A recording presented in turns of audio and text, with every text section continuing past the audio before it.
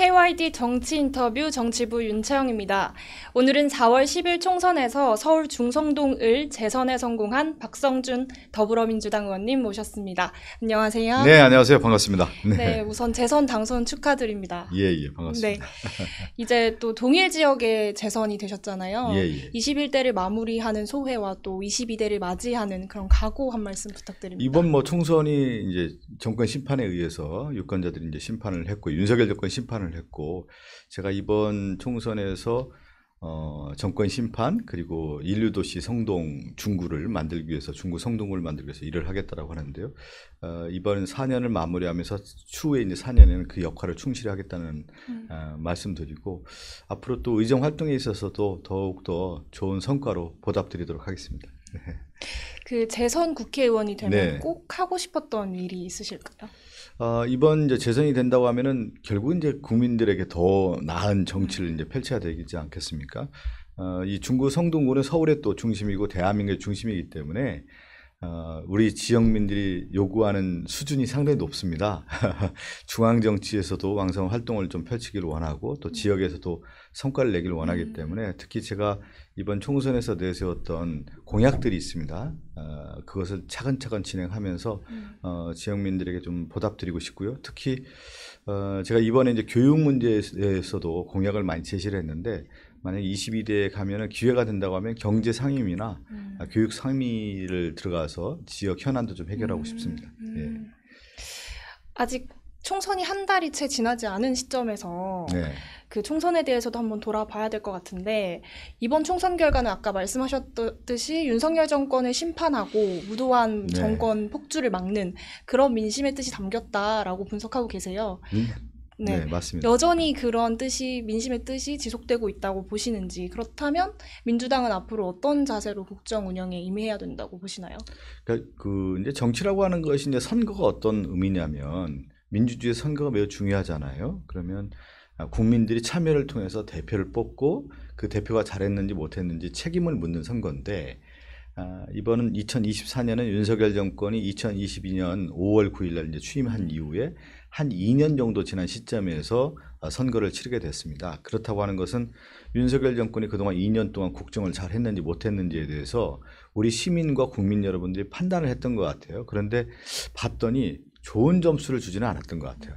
거의 낙제점을 줬기 때문에 이것은 심판론이 우세했고 그 심판론에 지금까지 여전한 거고요. 그렇다고 하면 이것을 잘못된 것을 바로 세워라고 하는 것이 이번에 총선의 민의라고 하는 거라고 볼 수가 있을 것 같습니다. 그런 면에서 이제 크게 두 가지라고 할 수가 있는데 민생 문제라든가 그동안에 윤석열 정권 들어서서 이 외교의 문제 또 내치에 있어서의 이런 민주주의 효태 문제 이런 것들을 바로잡으라고 하는 거기 때문에 여전히 총선 민심의 연장이다 이렇게 봐야 되겠죠. 네.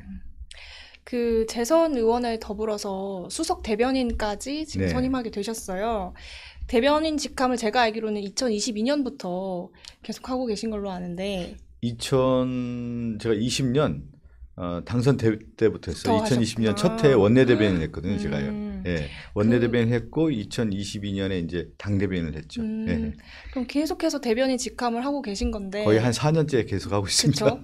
대변인의 삶은 또 어떤지 국민들한테 좀 전달. 윤 기자가 너무 잘할 것 같아요. 대변인의 삶이라고 하는 것은 전화로 시작하는 거죠. 아침에 기자들이 저를 깨웁니다. 한 7시 좀 넘어서부터 기자들이 이제 전화를 해서 현안에 대한 것들을 물어보고요. 네. 또 그러다 보면 하루 종일 기자들과 이제 대응하게 되고 기자들과 함께 하다 보니까 가장 어려운 것 중에 하나는 뭐냐면 네.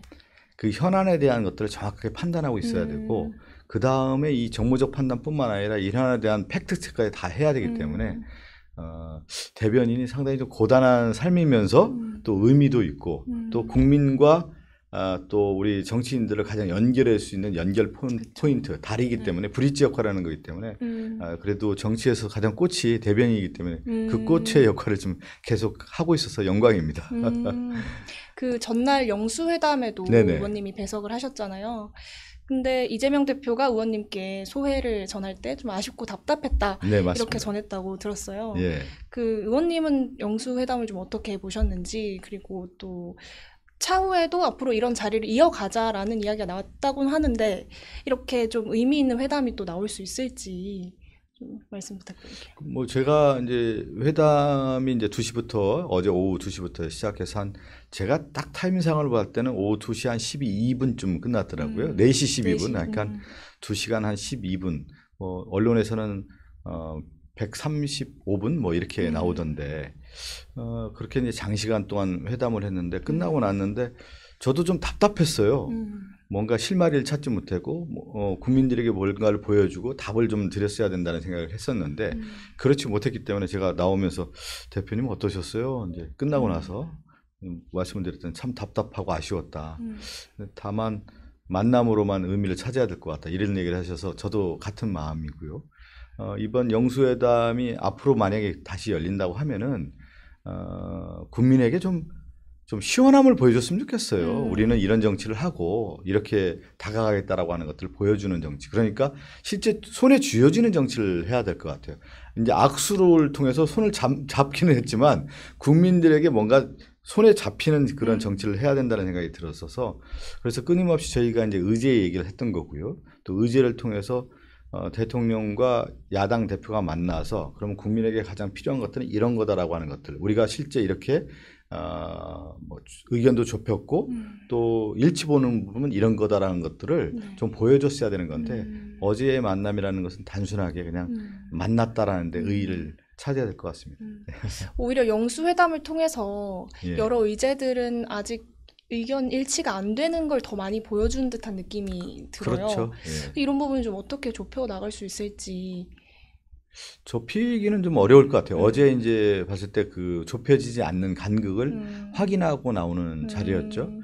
뭐냐면 민당에서는 이제 크게 봤을 때 이 총선의 민심이 민생 회복, 민생 경제가 파탄 났기 때문에 긴급 조치를 통해서 민생 회복이 필요하다는 데 있어서 우리는 그런 생각을 갖고 있었고요. 또 하나는 2년 동안 이념에 의한 정치라든가 또 민주주의 퇴행이라든가 갈라치기라든가 예를 들면 공산 전체주의라든가 또 외교의 문제라든가 이런 것들이 국정유지가 잘못됐다는 거 아니겠어요? 특히 거부권 남발이라든가 이 특검에 대한 것들을 거부하고 그래서 국정기조 전환을 요구를 했는데 그것이 대통령께서 받아들이지 않았기 때문에 그러면 이 현실에 대한 것이 그러면 윤석열 대통령이 그동안의 2년 동안 유지해왔던 리더십을 계속 유지하겠다라는 뜻으로 비춰지는 거 아니겠습니까? 그렇다고 하면 상황 인식이 아직은 좀 아니한 거 아니냐. 그리고 지금 위기 국면에 있어서 국민들에게 뭘 보여줄 것이냐. 이것이 다 안 나왔기 때문에 저희들은 답답하다. 그리고 결국은 민당은 그동안에 걸어왔던 길 묵묵하게 민생 문제와 국정기조 전환에 대한 우리가 이제 바로 잡아야 될 걸 바로 세움으로 가는 그런 정치를 펼쳐야 된다는 말씀 드리겠습니다. 근데 민주당은 이제 5월 2일에 본회의 열면 그 최혜병 특검 같은 경우에는 네네. 통과시키고자 하고 있잖아요. 근데 이제 본회의 일정조차도 지금 합의가 제대로 안 되고 있고 또 어제 영수회담에서도 그것에 대해서는 대통령이 답을 내놓지 않으셨고 근데 이걸 계속 추진하다 보면 또 윤석열 대통령이 거부권을 하는 수순으로 돌아올 것 같은데 이러면 또 다시 극한 대립 혹은 대치 상황에 대한 또 국민적인 비판이 있지 않을까 싶긴 하거든요. 아니 그게 국민적 비판이 아니라 이번에 총선에서 해병대원 사망 사건 의혹 아닙니까? 윗선 개입 의혹 아니에요. 분명히 윗선 개입했다라는 정황들이 지금 드러나고 있지 않습니까? 공수처에서 수사를 하고 있고 아니 국방의 의무를 지기 위해서 군대에 간 사람이 사망을 했어요. 그 사망에 대해서 어떻게 됐는지 수사를 하고 진실 규명을 하려고 하는 박정훈 대령을 오히려 무슨 항명 수괴죄 저는 처음 들어봅니다. 이런 죄를 뒤집어 씌워서 억울하게 지금 이제 구속시키려고 하는 것이 이 정권 아니겠습니까? 그런 전체적인 것들은 뭐냐면 대통령실이 개입했다는 정황들이 지금 나오고 있기 때문에 이것은 당연히 총선 민의에서 진실규명하라, 특검을 하라고 하는 것이 시대적인 명령 아닙니까? 국민의 명령이기 때문에 우리는 당연히 그렇게 해야 되는 거고요. 5월 임시국회는 열 수밖에 없는 거예요. 역대 5월에 그 새로운 국회가 열리기 전 마지막 국회, 21대 국회를 정리하는 차원에서 본회의를 열어야 되는 것은 당연한 거고요. 그렇다고 하면 국민의힘이 의원들이 책임 회피하는 거 아니겠습니까? 국민들의 큰 질타를 벗어나기 어렵다고 보기 때문에 저는 5월 본회의는 열릴 거라고 보고요. 그렇지만 총선 민의에서 드러났던 이 해병대원 사망 사건, 최상병 사건 윗선 개입 의혹에 대해서는 특검법을 발의를 하고 저희들이 반드시 통과시킬 거라고 보고 있고요. 여기에 대해서 만약에 윤석열 대통령이 또 다른 거부권을 행사한다고 하면 국민들이 이걸 용납할 수 있을 것인지는 모르겠습니다. 왜 그러냐면 총선에서 그렇게 하지 말라고 했지 않습니까? 특히 제가 한 번 더 부연을 드리면 특검법뿐만 아니라 이제 거부권과 관련해서 역대 정부, 특히 보수 정부만 비교해 보면 이명박 정부에서는 한 번인가 했고요, 거부권을. 그 다음에 박근혜 대통령 같은 경우는 한 두 번 했습니다. 그런데 윤석열 대통령은 지금 채 2년도 안 됐는데 지금 9번의 거부권을 하지 않았습니까? 이것은 지나치게 국회를 무시하는 처사죠. 그래서 저희 민주당이 이러한 것을 하지 말라, 자제하라, 국정기조의 전환을 요구했던 겁니다. 예. 그 국민의힘 내부에서도 최혜병 특검 같은 경우에는 좀 의견이 좀 분분한 것 같아요. 그래도 이거 정도는 받아들일 수 있다라는 내부의 의견도 있잖아요. 그러면은 이탈표가 좀 있을 수 있다고 보시는지. 아니, 민주당에서도. 그거는 뭐 윤 기자가 이제 어떤 이제 국민의힘 내부의 얘기를 하지만 그건 상식 아닙니까? 그러면 국회의원들 나왔던 분들은 국민들을 바라보고 정치하는 건데 유권자분들이 아마 지역에 가면 그 해병대원 사망 억울한 거 어떻게 되는지 밝히라고 아마 의원들에게 다 얘기했을 거예요. 근데 그 민의를 현장에 있는 국회의원 후보들이 어떻게 거부할 수 있겠습니까? 국회의원 됐는데 그러면 그것을 아니다라고 얘기할 수 있겠습니까? 그것은 상식적 수준에서 저는 국회 본회의에서 통과를 시켜야 되는 것이 국민의힘의 의원들도 참여해야 된다고 봅니다. 네. 그 총선 이후에 여당이 어제는 이제 네. 황우여 비대위원장을 선임을 했고 또 뭐 이렇게 저렇게 당을 재정비하는 모양을 하고는 있는데 민주당에서는 이거를 좀 지지부진하다고 보시는지 그래도 좀 하고 있다라고 보시는지. 이제 이 총선 민의와 더불어서 시대를 이끌어가는 정치인들이냐, 새로운 시대를 이끌어갈 수 있느냐, 그럼 반성에 기반해서 나갈 수 있는 정치인들이냐, 이렇게 봐야 되지 않겠어요? 그런데 저희들은 이제 민당에서 날카롭게 비판했던 것 중에 하나가 대통령실의 정진석 비서실장 아닙니까?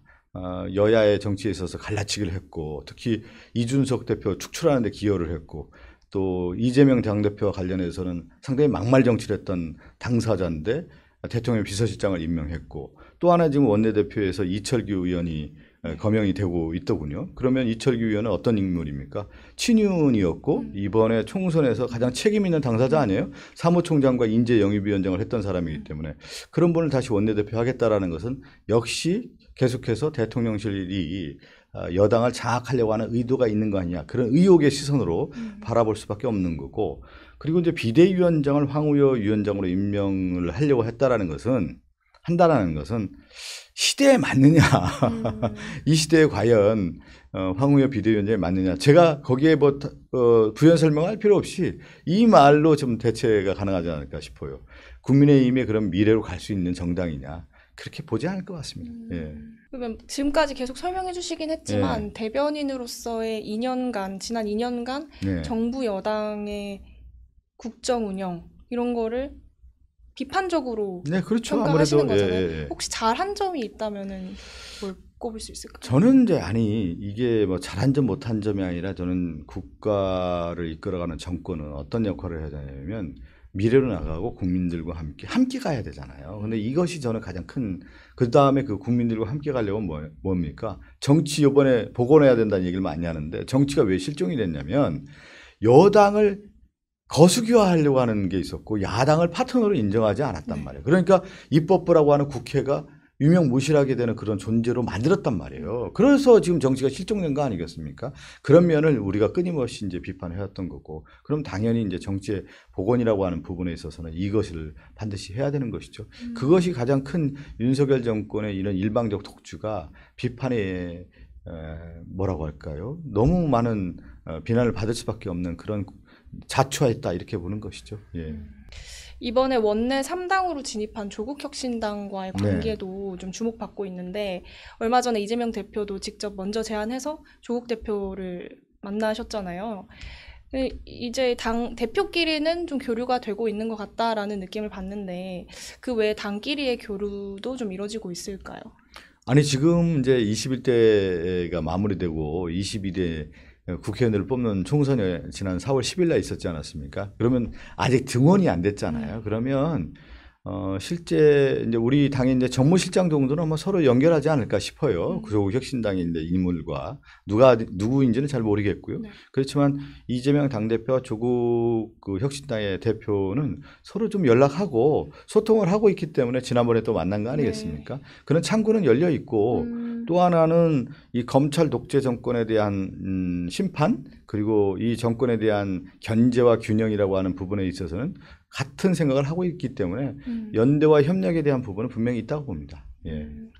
구체적으로 의제를 정해놓고 이야기를 나누는 것도 있을까요? 글쎄요. 그렇지는 아직은 국회 개원이 되지 않은 상태에서 지금 저희들이 이제 5월 3일 날 이번 주죠. 네. 원내대표를 또 선출하지 않습니까? 그럼 원내대표가 차기 이제 리더십을 또 발휘하는 거기 때문에 그 이전까지는 그렇게 있을 것 같지 않고요. 또 그 이후에 이제 원구성을 해야 되지 않습니까? 네. 그럼 원구성을 하려면 조국 혁신당의 입장이 뭔지, 그 조국 혁신당의 의원들은 어떤 상임위에 가고 싶은지 이런 부분들을 또 상의해야 되는 거기 때문에 거기 원내 교섭단체가 아니기 때문에 아마 야당이 우리 당이 사실 이제 배정하는 역할을 하지 않을까 싶어서 그런 것들은 서로 협의하지 않을까 싶습니다.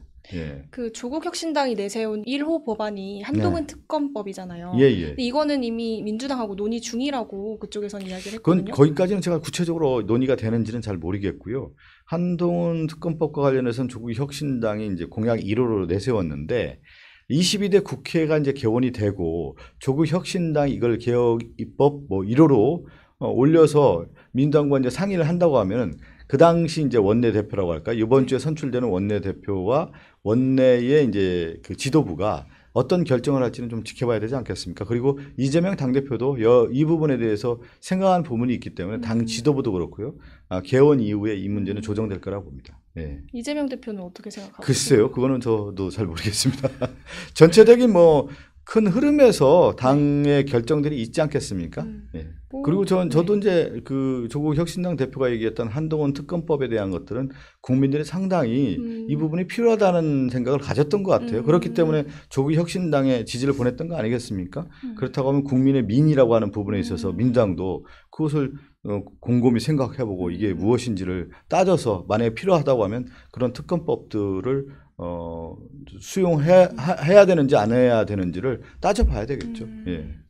그리고 이 이야기는 좀 계속 나오고 좀 서로 방어적인 답변만 오고 가고 있는 것 같긴 한데 원내교섭단체 네네네. 조국 혁신당은 아직 안 됐기 때문에 20석이 돼야 되잖아요. 네. 그래서 이거를 현행 기준을 좀 낮춰서 10석으로 하자라고 조국 혁신당 주장하고 있고 민주당도 총선 기간에는 그런 이야기가 좀 나왔었는데 이게 총선 이후에는 뭐 거기에 대해서 별 구체적인 논의를 하고 있진 않은 것 같아서. 그거는 이제 21대 국회에서 논의될 수 있는 공간이 없지 않습니까? 지금 공간도 없고 또 22대 국회에 들어가서 개원이 된 상태에서 조국 혁신당이 그런 입장을 내놓는다고 하면 또 논의 테이블에 있을지는 모르겠는데 지금 이 시점에서 그 원내교섭단체의 그 기준을 10석으로 한다라고 하는 것이 아직은 저희들 민주당 안에서 논의되고 있지는 않다고 봅니다. 예. 그래도 민주당은 10석 이하로 그 얘기를 저는 우리 당 지도부 안에서 들어본 적은 없어요, 사실은요. 그것을 어떤 논의한다, 어떻게 숙성이 됐다, 얘기가 되고 있다라는 얘기를 못 들었기 때문에 제가 여기서 뭐 대변인으로서 그 얘기를 한다는 것은 적절하지 않은 것 같고요. 예. 그 이번 주 금요일에 열리는 원내대표 선거에 네네. 박찬대 의원님 혼자 입후보 하셨어요. 이게 사상 처음이라고 하는데 왜 이번에는 단독 입후보로 이렇게 추려졌을까? 왜냐하면 출마 의사를 좀 밝혔던 의원님들 좀 계셨었거든요. 네네. 근데 이렇게 차츰차츰 이렇게 고사하시더라고요. 네. 그래서 이게 이재명 대표의 단일 체제가 확실하게 공고해졌다. 진짜 찐명으로 가는 거다 이런 목소리가 나오는데 이건 어떻게 보셨어요? 아니 이제 이제 모든 선거에서 후보자라는 게 있잖아요. 그럼 후보자는 어떤 경쟁력을 갖고 있느냐에 대한 부분 아닙니까? 그래서 이제 그 시대 정신을 담아낼 수 있는 후보가 당선이 되는 건데 그러면 22대 국회를 개원하는 데 있어서의 가장 큰 역할을 하는 원내 사령탑인 원내 대표가 어떤 리더십을 발휘하느냐. 그러면 그 리더십은 그동안에 어떤 일을 해왔고 어떤 일을 할 수 있느냐에 대한 부분 아니겠습니까? 그러면 박찬대 지금 이제 얼마 전까지 최고위원이었죠. 네. 원내대표가 이제 출마를 했을 때 다른 후보들은 왜 출마 안 했을까? 이 이전에 네. 그럼 박찬대 후보가 왜 경쟁의 능력이 있었을까를 따져봐야 되겠죠. 네. 그러면 윤석열 정권이 2년 들어섰을 때 음. 검찰과 정말 제대로 싸운 사람이 누구냐를 좀 보는 것 같아요. 그럼 음. 검찰의 이러한 무도함에 대해서 검찰 정권의 무도함에 대해서 민당에서 최전선에서 온몸으로 싸웠던 사람이 누구냐. 박찬대 의원이 아니었느냐라고 이제 본 것이죠. 그런 다음에 그러면 22대 국회에서 중요한 역할 중에 하나가 뭐냐면 이런 아까 우리 윤 기자가 얘기한 것처럼 최상병 해병대원 사망 사건 육선 의혹과 같은 이런 특검법이라든가 또 김건희 여사의 도이치모터 주가 조작 특검이라든가 지금 얘기한 이태원 특별법이나 이런 것들을 강력하게 추진할 수 있는 리더십을 발휘할 수 있는 사람이 누구냐를 따져봤을 때 박찬대 의원이 좀 비교 위에 있다라고 내부에서 그 의원들이 평가를 했던 것 같아요. 그러니까 아마 출마자들이 쭉 봤을 때 나보다는 박찬대 의원이 훨씬 잘하고 그 경쟁력이 있겠구나라고 하는 판단에서 나오지 않았을까 그렇게 좀 뭐라고 할까요? 좀 사퇴하지 않았을까 싶습니다. 네. 이번 원내대표는 그러면 윤석열 정권과 가장 잘 싸울 수 있는 그런 원내대표가 돼야 된다고 아니 생각하시나요? 그런 의미도 담아 있는 거고 지금 얘기했던 원내에서 해결할 사항들을 강력한 리더. 그러니까 과거에 윤석열 정권과 잘 싸웠던 사람이 누구였냐를 좀 봤을 것 같고 그 다음에 앞으로도 마찬가지 아니에요. 이런 원내에서 이런 강한 리더십을 발휘할 수 있는 힘이 누가 있을까 봤더니 박찬대 의원이 좀 더 비교 위에 있다라고 그 안에서 평가를 하지 않았겠습니까? 그렇기 때문에 그분들이 미리 뭐 사퇴하지 않았을까? 저는 그렇게 판단을 하는 겁니다. 예. 그 비슷하게 이제 차기 국회의장도 좀 경쟁 치열하게 하고 있는데 네네네. 육선에 이제 조정식 추미애 의원님이 좀 도전장을 던지셨고 5선에서도 또 정성호 우원식 의원님이 하시겠다고 하셨어요. 근데 이렇게 5선이 국회의장에 뛰어드는 것도 조금 이례적이라는 이야기가 나오는데 이렇게 의장직의 후보군이 좀 몰리는 이유는 어떻게 보셨어요? 아니 그러니까 지금 21대 국회에서 이제 전임 국회의장과 이제 현 국회의장에 대해서 민당의 바라보는 어떤 시각은 그러면 입법부의 수장으로서 역할을 잘 했느냐에 대한 뭐라고 할까 요구 사항들이 좀 있었던 것 같아요. 그러니까 윤석열 정권이 이제 행정부 수반으로서 입법부를 인정하지 않고 오히려 야당을 탄압하는 데 있었다라고 했을 때 국회의장이 그 역할을 제대로 했느냐. 특히 저는 이제 정치적 독립성과 중립성에 대한 얘기들을 많이 하는데 정치적 독립이라고 하는 건 그런 의미거든요. 입법, 사법, 행정이라고 했을 때 삼법 분립이라고 하는 것은 기관 간의 견제와 균형을 통해서 독립기관을 만들어준 거고 이 독립을 했다는 이유는 결국 국민을 위해서 정치를 하라는 거 아니겠어요? 국민을 대변하라고 하는 건데 그러한 부분에 있어서 윤석열 정권과 제대로 어떤 견제와 균형의 역할을 했느냐 그런 국회의장 역할을 했느냐에 대한 부분을 따져 물어봤을 때 네.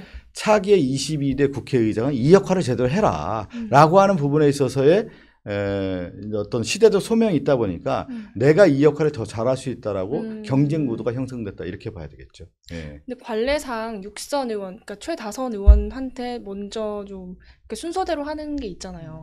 그 말씀을 드린 거예요. 관례상으로 했더니 입법부의 수장의 역할을 제대로 했느냐에 대한 부분을 따져봤을 때 그렇지가 못하다는 부분이 있었을 경우에 그 5선 의원들은 내가 그 역할을 더 잘할 수 있다라고 선언하고 출마한 거죠. 그래서 경선 구도가 형성됐다고 봐야 되겠죠. 네, 이제 혹시 하시고 싶은 말씀이 좀 있으실까요? 뭐 이제 앞으로 지금 이제 윤석열 정권 이제 영수회담 끝나고 나서요. 저희들이 이제 확인한 거 아니겠습니까? 큰 변화의 의지가 없다라는 거고, 특히 이제 민주당이 그동안에 얘기했던 민생 회복이라든가 국정기조 전환에 대한 것들에 봤을 때 윤석열 정권이 이제 그런 의지가 없기 때문에 그렇다고 하면 민주당은 앞으로 이제 어떤 길을 걸어가야 되느냐? 결국 저는 총선의 민의에 나타난 민심을 반영을 해서 뚜벅뚜벅 걸어가야 된다. 그것이 바로 국정에 있어서 잘못된 부분을 바로 세우라는 거 아니겠어요? 특히 해병대원 사망 사건과 관련된 부분에 있어서는 진실 규명을 해야 되는 거고 우리가 총선 때 이채 양명제라고 했잖아요.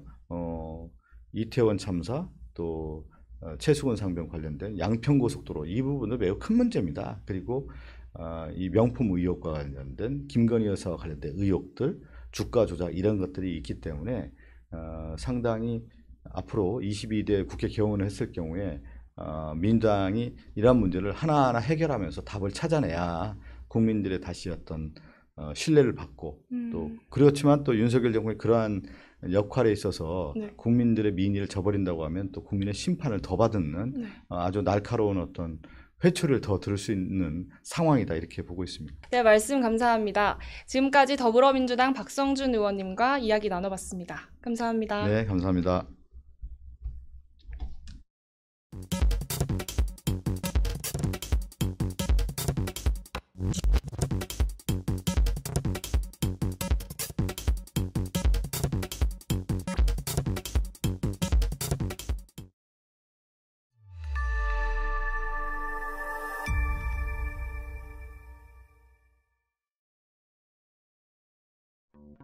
청년 대한민국의 미래. 왜 우리는 꼭 실패한 대통령들이 나와야 될까? 우리 자녀 세대에도 물려줘야 될 명백한 도덕적 의무를 갖고 있는데 과연 우리 세대가 그걸 제대로 하고 있느냐? 청년들을 만날 때마다 굉장히 어려운 상황이라는 것을 많이 느낍니다. 아이가 이제 고3이 지나고 나면 무관심해진다는 거예요. 우리가 지금 행동하지 않아서 지금 이대로 그냥 굴러가서 제가 죽어서 누워있을 때 손주가 무덤에 와가지고 할아버지 왜 그러셨어요? 아마 태클도 많이 들어올 거고 장애물도 많을 겁니다. 그런데 이러한 것을 혼자는 극복하기가 어려울 것이고 저는 사실 좀 약간 무거운 마음으로 이 자리에 섰습니다. KYD라 하면 코리아 유스드림, 대한민국 청년의 꿈, 정치, 경제, 사회, 문화, 대한민국의 각 분야가 과연 미래가 밝은지라고 질문을 던지면 밝다고 할 사람이 과연 얼마나 있을까? 청년이 좀 꿈을 꿀 수 있는 그런 나라로 이 나라를, 대한민국을 만들어 봤으면 좋겠다.